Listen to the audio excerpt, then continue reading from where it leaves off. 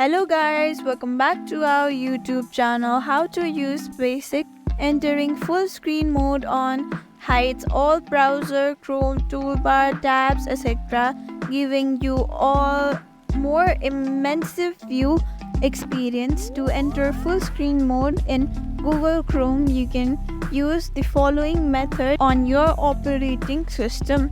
Let's begin the tutorial. Firstly, you can use it by using the keyword shortcut, that is F4 to toggle full screen mode on and off. Using the menu, click the three vertical dots in the top right corner of the Chrome.